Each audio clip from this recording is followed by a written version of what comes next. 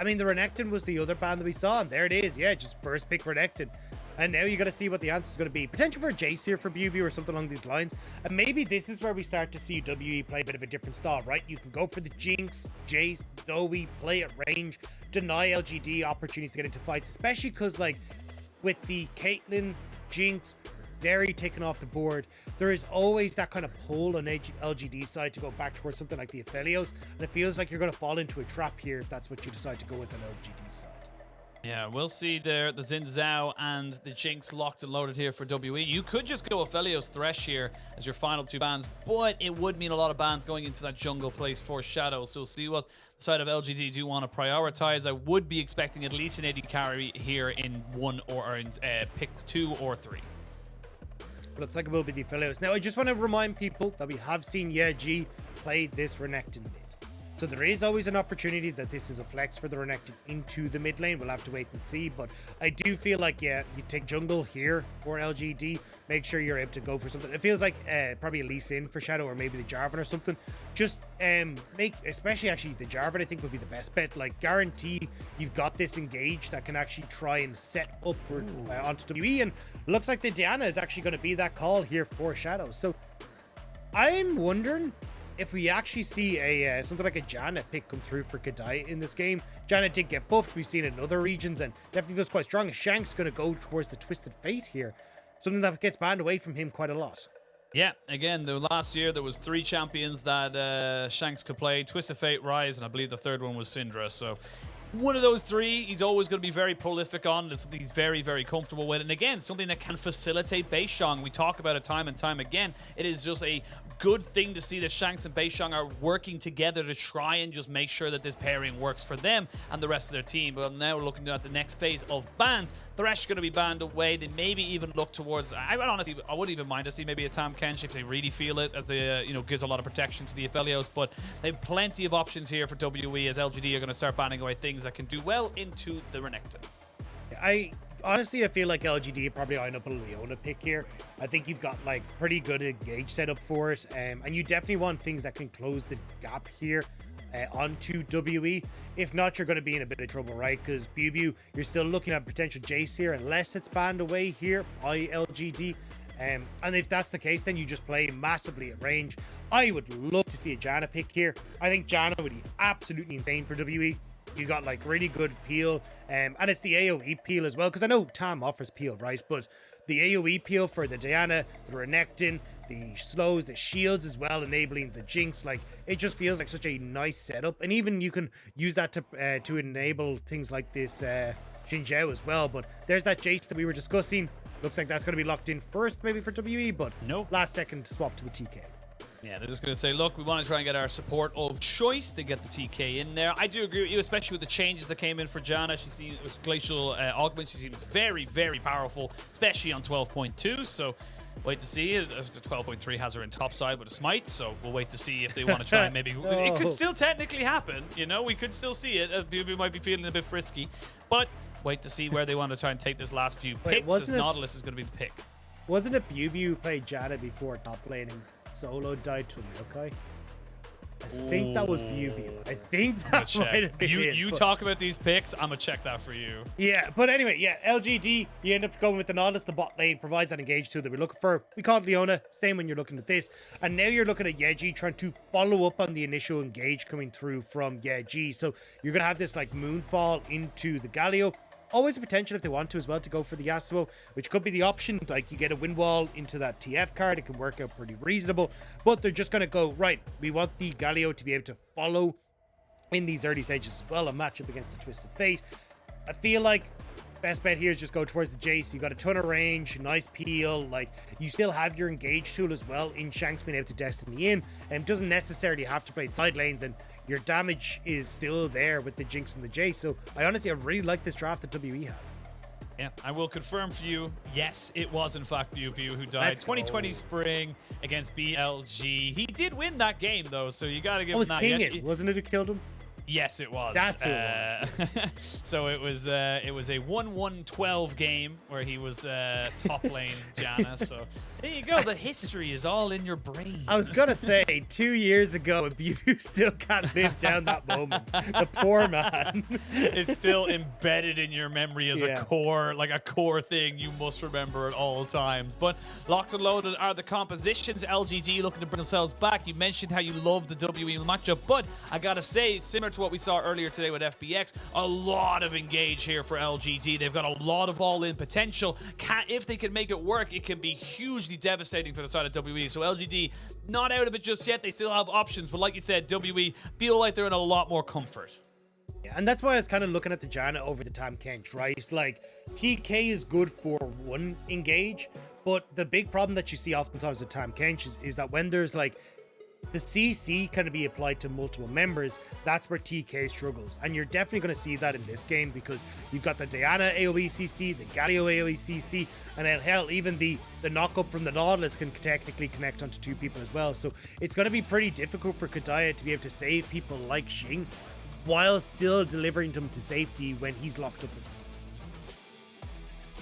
Now we jump in. This could be WE's first win of the split, or we could be going to a game 3. Only the Rift can tell. I do enjoy when the logos are lined up with the color schemes of the sides of the Rift because it just makes me feel good about it. But nevertheless, enough about me and my enjoyment of coordination and colors. We'll see now. BiuBiu might be in a little bit of trouble. He's actually just going to go straight back into hammer form, get the extra bit of movement speed, and recognize that he's probably not welcome up in this topside rush. Yeah, sorry. On this Valentine's Day, you need to add that to your Tinder profile. Just enjoys coordination of colors.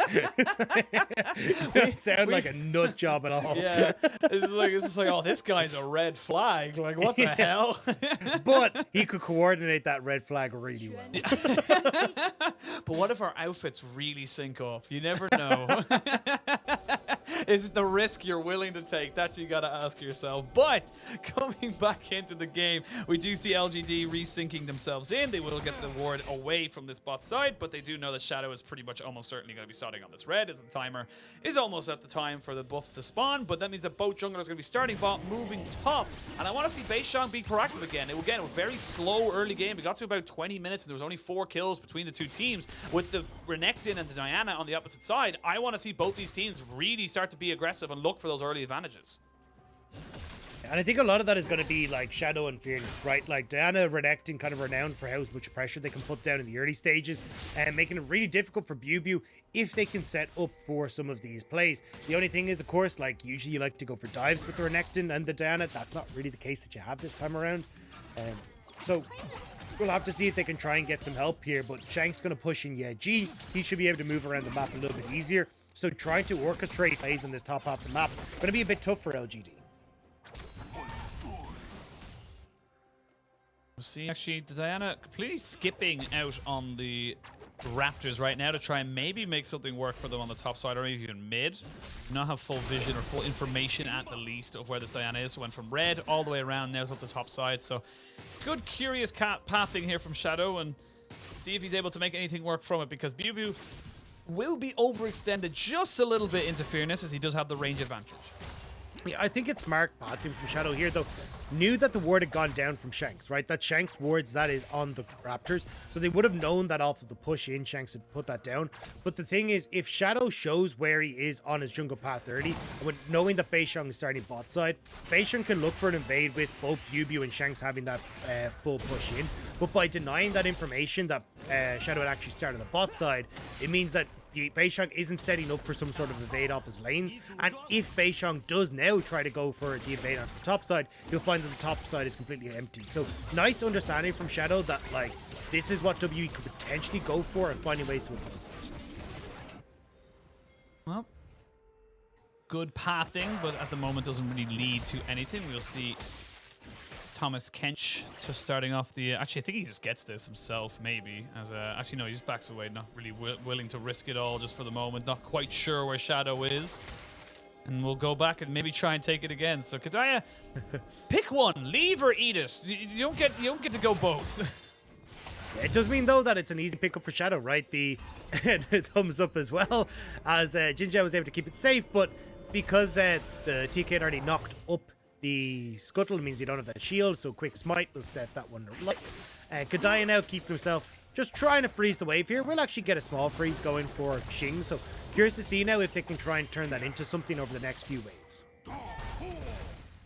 Now again, see this from Shanks all the time, just pathing up towards top, saying, look, if you want to try and push this in, you are going to be in a lot of trouble. He's pushing in favor of LGD, which means that Fearness is going to be in a little bit of trouble should he get overextended, but no Destiny Gate just yet for Shanks, so not willing to fully invest in that just yet. But Shadow does get spotted out, so they know exactly where he is. And again, it's all about pathing for these junglers. It's all about figuring out where they are, where they're going, and what they're going to try and make work for them and their team.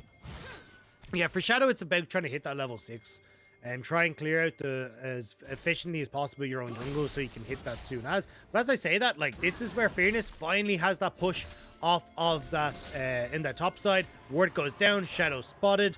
So BiuBiu, they need to keep this safe. You've got Yeji on the way as well. Yeah, Shanks has TP though, and that's exactly why they're going to try and just make this one work. They get the TP out. Fearness takes a very unfavorable trade. They will be able to back themselves out. There's a lot invested here now for LGD. They push everyone up towards that top side, but they don't get anything else except the teleport out of Shanks. And it's not really like Shanks was going to hold on to that teleport either, right? He was just going to use it to get back to mid lane so he can just waddle his way down anyway.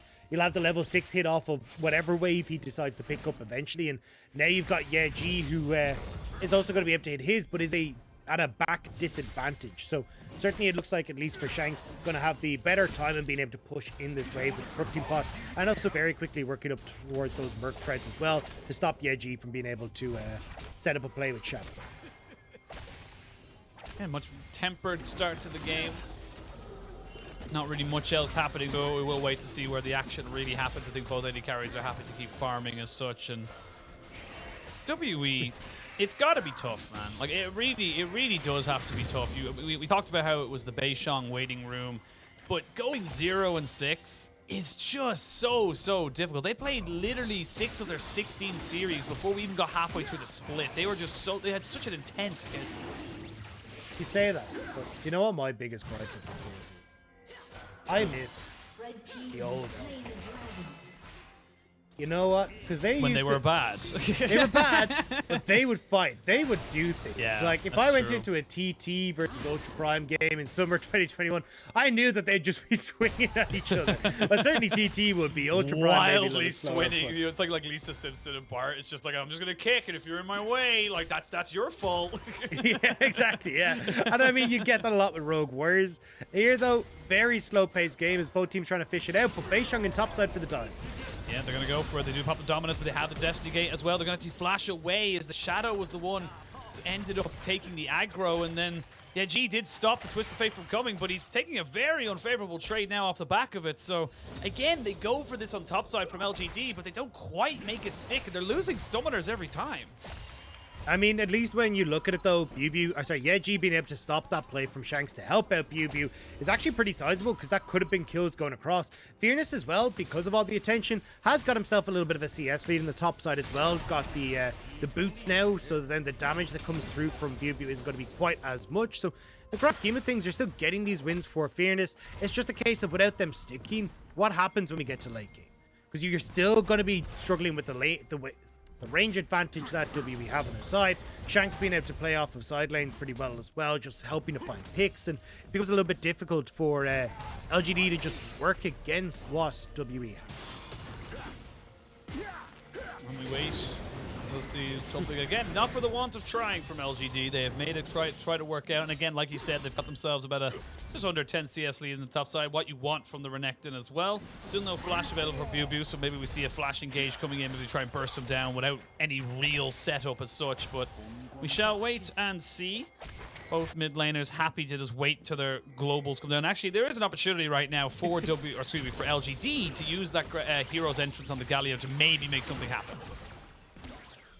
Potential for it. I think they're just going to use that hero's entrance instead of, like, they're trying to cover the bot lane play that could potentially happen here as Shadow is taking Rift Trail, right? They know that WE are going to try and go for some sort of cross map, so just having Yeji there to support, but he has backed away towards the mid lane, and that might give space here for the dive. I think it is definitely going to give him space for the dive. They even put the traps behind the turrets. There's nowhere for Eric to go. He flashes away, does not get CC'd up. They even landed down. Beishang under tower, tanking up a little bit too much damage, and he'll be first blooded, but it's traded for the Jinx. Now Kedaya trying to run away. We did not see the Galio jump in because he was CC'd by the Twisted Fate. He will get the taunt down. They almost get the heal off in time to try and save off the Tahm Kench, but 2 quick kills back over to Xing, and now you can see that this Nautilus has nowhere to go. They wanted to try and give it over to the Jinx, but they weren't willing to tank it anymore. And while that was all happening on bot side, we do see the full plates and gold going over to LGD's top side, so it is a trade of sides of map. It wasn't clean from WE, but the big news for them is that they're getting the gold onto the necessary target. They want that gold onto...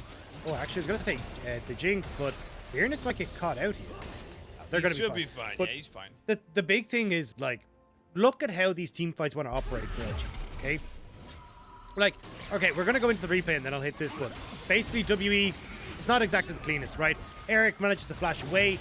The Galio does get stopped nicely thanks to Shanks, but even then, there's so much CC here that Beishang goes down. Kedaya as well isn't able to use that grey health to kind of keep him in check, as Shanks is just a little bit late to the party here to save Kedaya, but that does mean that you still pick up the 2 kills. So a lot of gold going in favor of Xing, and the gold on the opposite side went to this Renekton. Renekton doesn't really have a easy time in these fights. Like, Kedaya is going to be able to keep a lot of people safe for whoever he engages on. He's probably just going to get poked down a substantial amount between Xing and BiuBiu as well. So that gold going onto Fearness obviously isn't like just wasted and gone into the ether, but definitely isn't going to provide as many dividends as investing in someone like Xing, who's going to be able to be a massive damage carry for W. It's all about the stonks. Got to get your investments up to the moon. See the Jinx very much so. I've seen the pop-up go to the moon pretty damn frequently here in the LPL.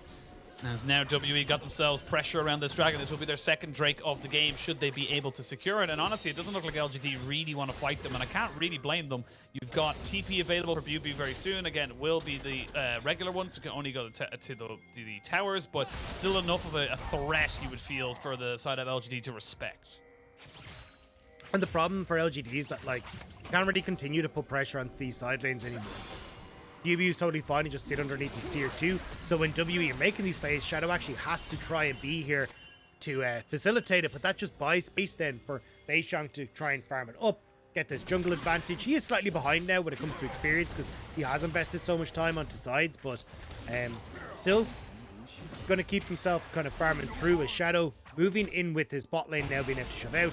Will get this dragon for LGD. Wow, they were able to get the pressure back. So very much proving me wrong in the sense that WE did all the hard work and then just kind of walked away, really. Didn't feel like they were confident enough to go for it. Fearness will use his TP now to get back up to the top side, clear up all those. But it's not even Fearness, excuse me. It was, yeah, who comes in now and gets himself all that juicy farm. I think this is one of the things WE have been really good at, though, in the past, and especially coming off of Beishang, coming back in, we're seeing it again, right? Is like understanding when is best to fight, when is best to cross map, how do you want to actually play the map? Because, like, you look at the initial Rift Herald that went across, right? That was when we saw the dive coming through on the bottom side.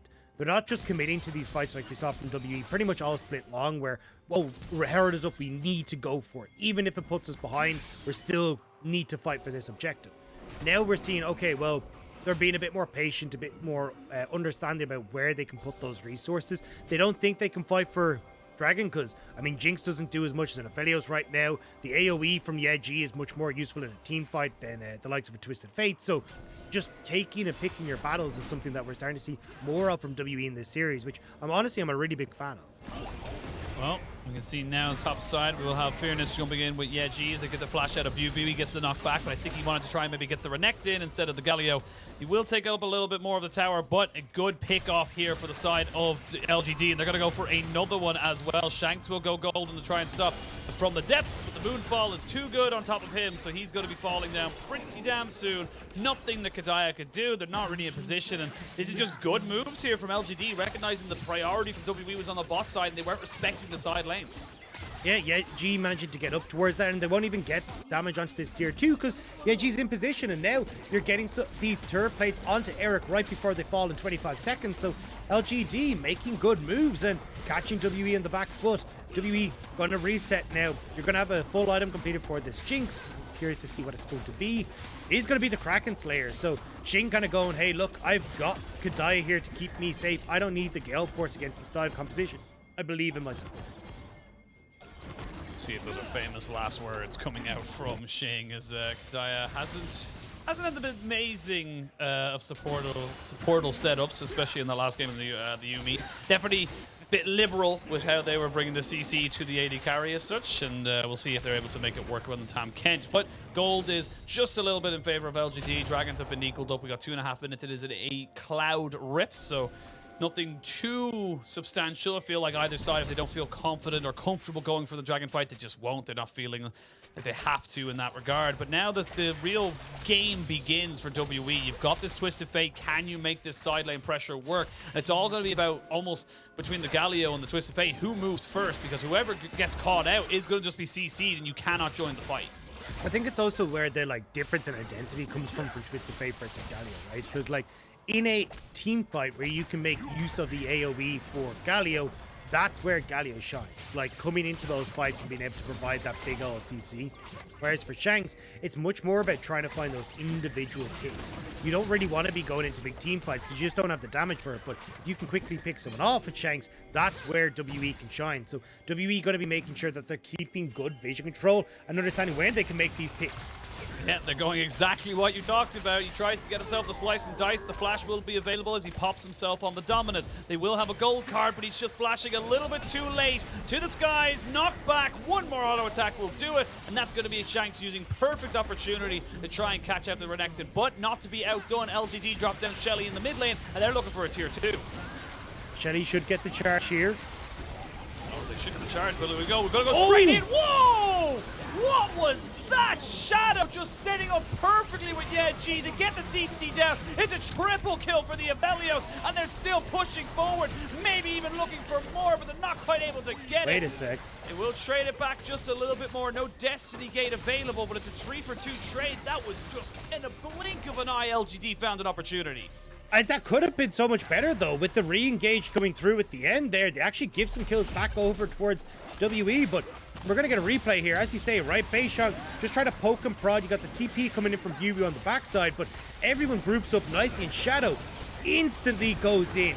Taunt, Moonfall, no one's able to move, and just like that, everyone goes down. You don't even have the Tahm Kench here to keep that Jinx alive. The Sheep falls as well, but here, the stakes are happening. JinJiao ends up trying to go in to get the re-engage and ends up giving a kill back over towards WE. That was a bit of a crazy skirmish, but now you're without summoners here for a lot of players on both sides, and without ultimates as well. So this dragon, again, if you don't feel comfortable for it, you're just not going to go for it. It looks like LGD are taking my advice and saying, look, we don't care. It's only your second Drake.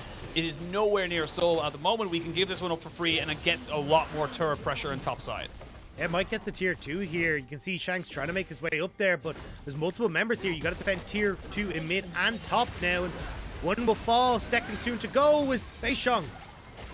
Oh, okay. Beishang goes in, gets the flash out of the Aphelios. So Eric does not have that. They will get the Dominus out as Kedaya flashes away. While this has all been happening, though, you can see on the bot side, they're getting a pressure on the top or the bottom lane tier 2, but 2 towers for a dragon still very much in favor of LGD. You won't get anything on this bot side. No damage had really been given over to that turret by Xing in the beginning, so you can see rightfully so BiuBiu backs away, keeps himself safe from the encroaching LGD. But LGD, like, with the way that they're playing this game, honestly, having these towers down are pretty nice, right? Like, they're doing a good job of getting vision control. They're forcing WE to play into them. WE want to be the ones that are ahead and like establishing vision control so they can use their range advantage. But if you have to face check into LGD, suddenly that whole advantage just goes away, because now you don't get to play at range. You're already in the face of LGD. Yes, you've got Shanks who can bypass that a little bit with the Destiny, but I mean, if he just pops that, you can back away as LGD, and then it's just back into the same issue.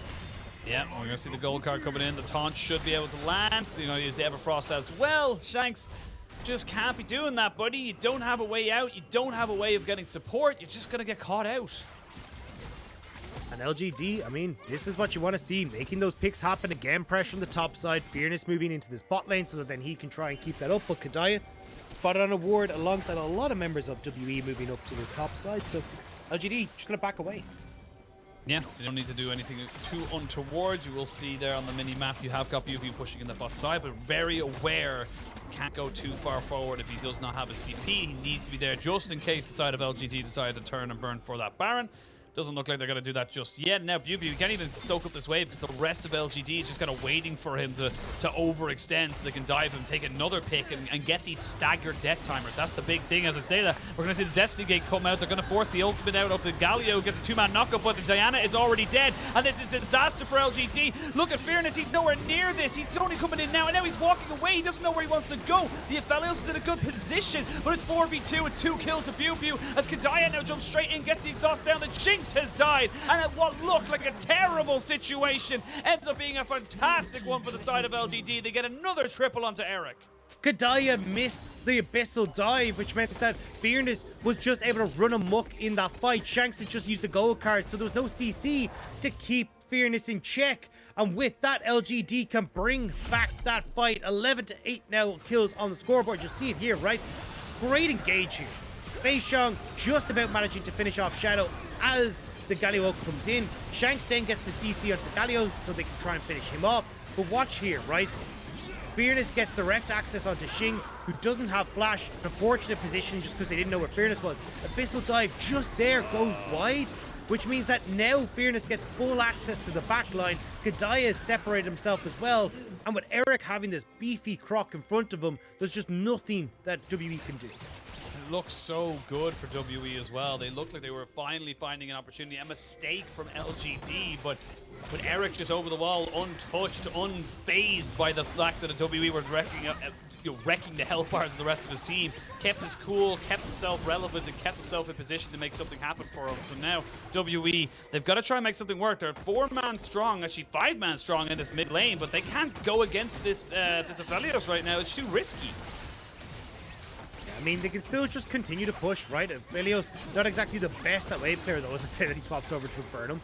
And he's pretty good at it now. Now he's really good at wave clear. Yeah.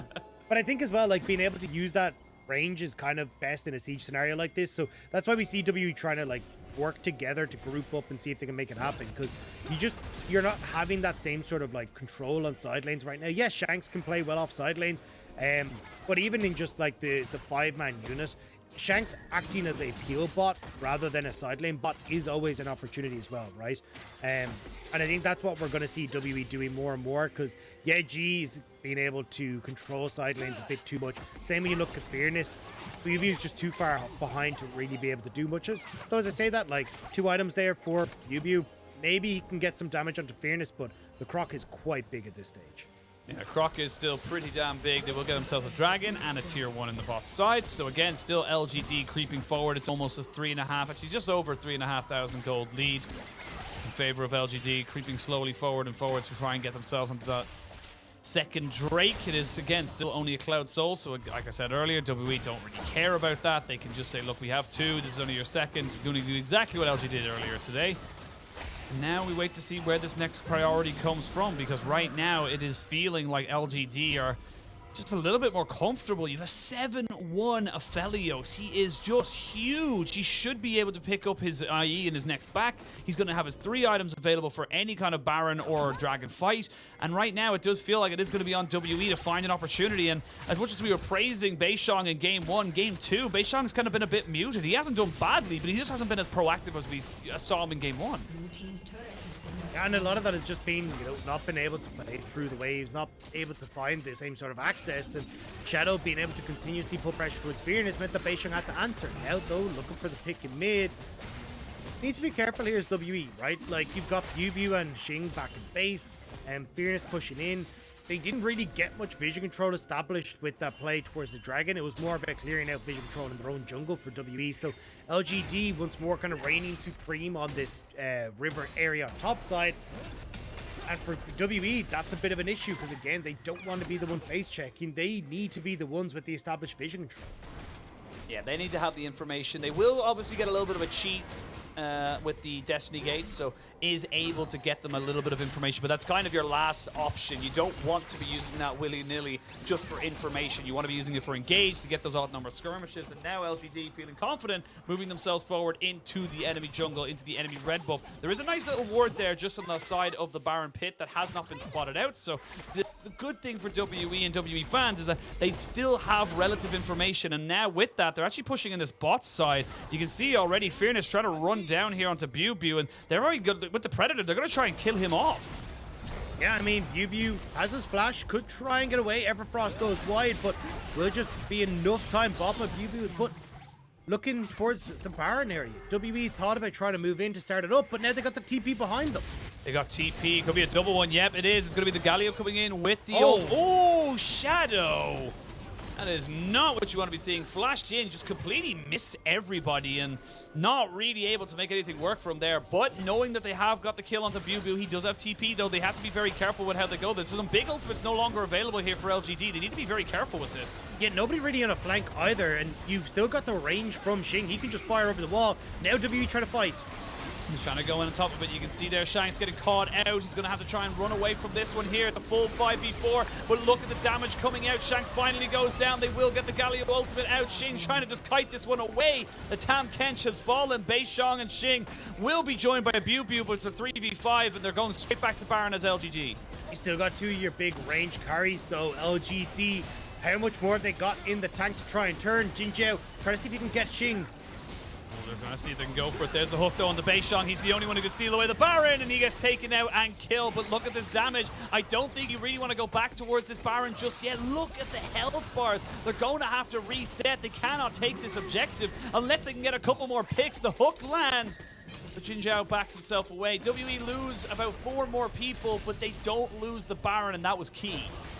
Yeah, I mean, at that stage, it's a case of panic stations. Try to throw what you can at the situation to stop LGD from getting it, because with that, it could have been just closing out game number 2. But you see here, right, great hook from JinJiao on towards Shanks. The second he steps out of the bush, means that Twist of Fate isn't a factor. Fearness, so big, just literally running down Xing. And again, this is why I was like, you kind of need more than just the TK here. There's not enough there for Kedaya to be able to just, zone off of, the members of LGD from Xing. So Xing actually struggling in these fights, and you kind of said, would that lack of Gale Force come back to bite him? Well, right now, just not having the right peel is definitely hurting Xing. Yeah, and just you can see there, WE getting a little bit desperate. They're now 4,500 gold behind. The Dragon will be spawning in a minute, but again, no one's near Soul Point yet as such, or no one's near the Soul as such. Now, LGD, after clearing out all this vision, are going to try and start this one up. It is just Shadow for the moment, but Fearness and the ADC of Eric will be joining them very, very soon. Beishong is there. They use the Super Mega Jet Rocket. They will have relative information that it has been started, and they know that it's going down. They just haven't moved forward yet. Beishong trying to see if he can get in onto the pit, but he's been just swallowed up and taken out. Baron secured to even land the hook onto Shanks as he gets taken away from this team. Fearness is not fearful as he runs forward. They will get the Tahm Kench ultimate out now as well, and that's going to be so much power for LGD. They get the Baron, they get 2 kills, they get everyone out scot-free. Dragon in 10 seconds as well. They can just send one person over to deal with that as the rest of LGD will start to push in, and this Baron is so necessary for LGD as well. With the short range that they have, their siege kind of sucks. So Baron going to help that massively here as they will rotate down to this bottom side with the exposed turret sitting there. Tier 2, that's going to bring them up to about a 7,500 gold lead when they're able to finally take it, and that's going to be pretty damn easy now for the side of LGD to put themselves on the Soul Point as well. All the advantages you could possibly have, and again, it's just, as much as Game 1 was good from WE, Game 2 seems like a replay of every single thing they've seen so far. Just very indecisive, not really knowing where to go, and just being swallowed up and just easy mistakes. Yeah, I mean, you've got the opportunity to try and, like, fight this because LGD are separated, but you're coming in from multiple different angles, right? And I think it would have been better if the Destiny from Shanks had kind of moved up towards this top half of the fight so you can fight front to back, but we're just not getting these front to back fights ever. Like, you've only got Beishong as well, who's providing that front line, but he's been set super far behind. A Gore Drinker to the 3 items of Shadow is not going to provide enough to dissuade Fearness and Shadow from getting access. This team comp from WE fell behind early with Shadow and Fearness playing through the top side, and since that, they've just continued to power forward, being a nuisance for WWE.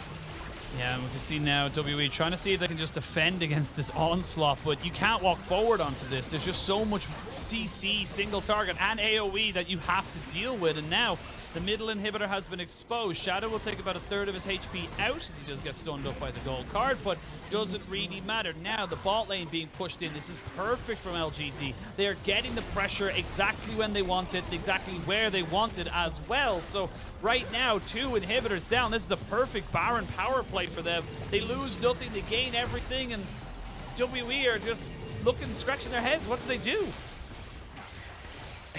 That's it. They don't have an answer. Like, Xing is kind of the guy that you're looking at to deal the big damage, but I mean, unless he gets an IE fairly soon and suddenly his damage spikes through the roof, you're just not going to get it. He's even going for the GA because he's just like, hey, look, I need some sort of survivability, but I really hope this BF sword does become an IE.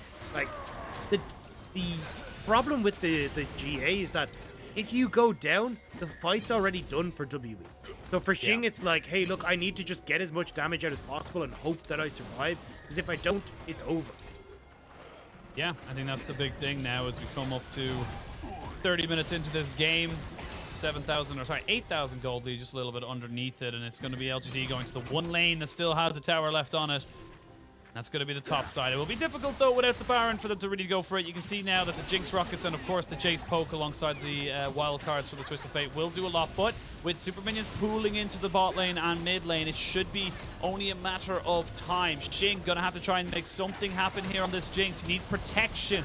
Yeah, G not really wanting to be tanking up too much, as we can now see Fearness getting really hard chunked out right now and not really gaining anything back off it. So LGD now recognizing they probably can't actually go for this, and they're going to have to back away.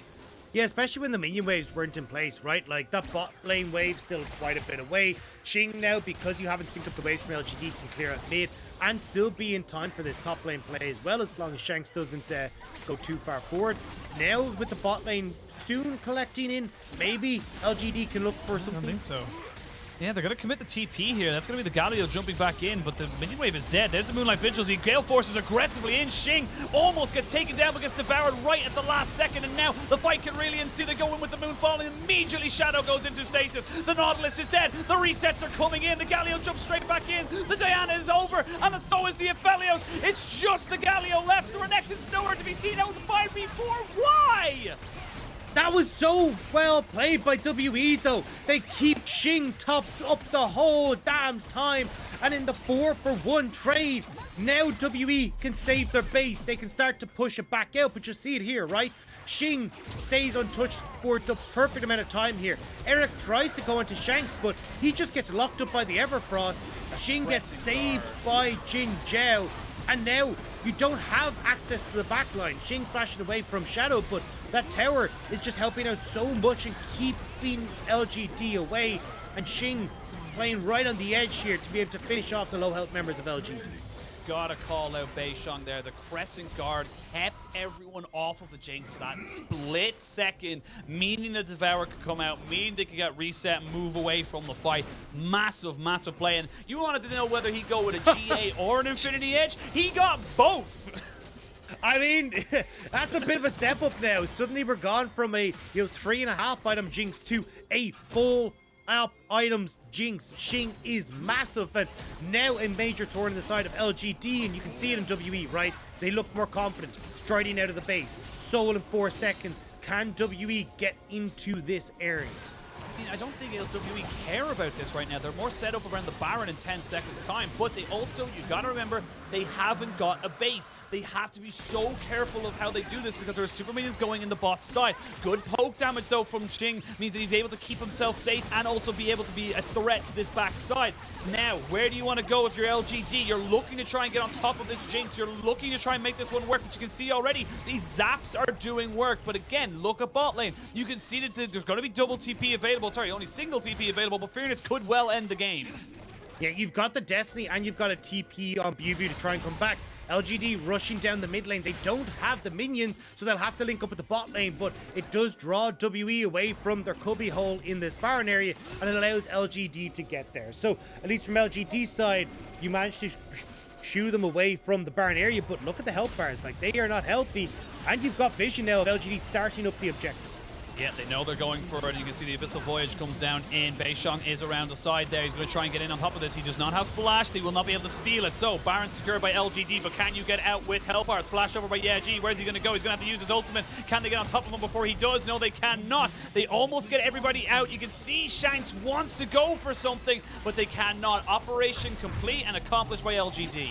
And that's such a big win for LGD. They were really struggling to try and deal with WE and being able to find that engage, but when they get the Baron, just about managed to escape as well. That's a sizable victory. Now they can kind of keep WE at bay. We are hitting mega late game in this game though. Already, as you can see, full items pretty much across the board for the 2 AD carries, just waiting on that Quicksilver Sash to be upgraded on Eric. You're looking at nerdy full items here for both mid laners as well, despite the fact that you're actually going to be building like more utility style. And it says Diana as well, going to be so strong soon. Like, you even got the Elixir of Wrath here for Fearness in his back pocket. Yeah, but Fearness is losing relevancy, and you can see now this lethality build, the Serpent's Fangs, and look at Fearness. He can't walk forward. This is the issue you have with the Renekton. Amazing in the early to mid game, but when it gets later and later and later, he cannot deal with this damage. And now LGD, despite having the Baron buff, they're running away. And Beishong is chasing, trying to see if he can get the slows, but the wind becomes lightning. He's not able to, but Shorilda's Grudge not able to hit either, so no slow coming through from BiuBiu. But as you can see, this is the late game scaling. This is what we were waiting for Xing, and that one fight, that one mistake that LGD made has given so much power to this Jinx and to WE. And you've got a Lich Bane here onto Shanks, so not only is your stun card going to be hitting from a million miles away, he does a crap ton of damage as well. So WE, they've weathered the storm, they got themselves into a decent position, and now it's going to be, honestly, I feel like you just have to wait until the Elder Drake spawns in 3 minutes and hope that LGD can take it, because right now it doesn't look like they're strong enough to even walk up and take a fight. No, you still have to be very careful though. Like, if you're trying to move into this vision blind as WE, you will struggle. Like, yes, Xing is huge, but again, you don't have the best of front lines. You can see Beishong has just gone full into the defensive item because he knows he needs to be the one to survive. Fearness was looking to see maybe he could get in behind the enemy lines, but Beishong was there to answer. So now, 36 minutes in, you see the poke coming out. Fearness will be the one bearing the brunt of most of that. 30 seconds left on this Baron play, so not a huge amount to really talk about. Gold lead means very little at this point in time. As we can see now, Shadow looking for an engage. They will go straight in on top of the Nautilus. He goes straight now on top of BiuBiu in a lot of trouble. He goes into stasis, but look at the Jinx. You're going to get the reset. You're going to get one, maybe even two. They're going to try and take down Fearness, but look now, off the backside. Shadow tries to jump down in. They're trying to get on the Xing and the Shanks, but they just cannot. Kedaya will keep himself alive. It's about these 80 carries. One more auto attack onto the Diana would do it. You can see Xing pushing forward. The gold card lands. The GA just about comes back up, but he's dead to rights. Nothing you can do there. WE still come out on top, 3 for 4. And Xing again, positioned right at the back of this fight. LGD don't have the tools to get access to the Jinx. Kedaya saves Xing from the Nautilus hook, and that sets up the fight. And once more in the row base, the hero saves are coming through for WE. Watch it here, right?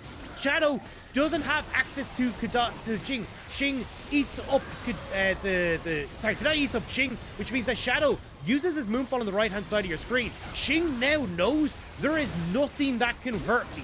He's playing so far forward. Fearness has to flash in to make this fight happen, but you still have the flash from the Jinx, so they can follow this through. And I love how Shanks has been playing this whole fight. He knows that he does not need to try and get on towards the prime targets. He just needs to peel for Xing. Big moment there. Kedaya playing so huge. Double knock-up, devour, exhaust on the Fearness. So even when Fearness flashes forward, trying to get on top of him, it just doesn't work out. And important to note, we're now on a full 6-item Jinx. He's got the Mercurial Scimitar. JinJiao gets jumped on, but he should be fine. But now you do not have GA for the fellows, whereas you do for Xing. You have no summoners for anyone except for Shanks, but it's kind of a bit of a cheat there because he got himself a spell book. So this is huge. And look at those crits from Xing. 1100. You just can't push in anymore. this is the fight. This is the one that's going to break it open. Everything has been used. Stopwatch for Fearness. You got the Zhonyas on both Diana, onto Yeji. You got it on the TF as well. Shanks trying to see if he can push for it to get the CC. Zhao, JinJiao has to flash away. He could not get caught out there. 10 seconds till Elder Dragon spawns. This is a 38, nearly 39-minute game. WE, you're so close. You do not want to go to a game 3. You know you were able to do it, and now the poke can really come in. They're throwing everything at them. They're just saying, look, we just need to keep these health bars low, and if we can get one reset for Xing, that could be it. Shadow's looking to sit on this blast cone. He wants to try and get the flank, come over the wall, out of vision of WE. They don't have vision of the pit. And there's Shadow. There's Shadow trying to jump in onto the back of this, going to use it with the Galio ultimate, but look at Xing, he's untouched. In fairness though, it's going to be on top of the Aphelios, who then gets 2 kills of his own. Now, look at these helpers, they are so low. They're going to try and jump onto Xing. Xing is trying to get the reset off, but he just cannot do it. Eric will reign supreme, and this Jinx will fall down. LGD are sending us to a game 3. Shadow with the flank gets the crucial ultimate out of Kedaya, gets access to the back line for LGD, and WE split on multiple fronts, cannot control the fight, and LGD bring us to that game 3. Series is not over yet. We will get the full palette of 6 games today. LGD not willing to be the first win for WE, not willing to be the first victim, and will take us all the way in this series. What a game 2. That was so close. It was a slow burner, but by God, when it went off, did it go off, because that was so back and forth. WE trying their damnedest to protect Xing, and he nearly had the fights. He was so close to getting that damage.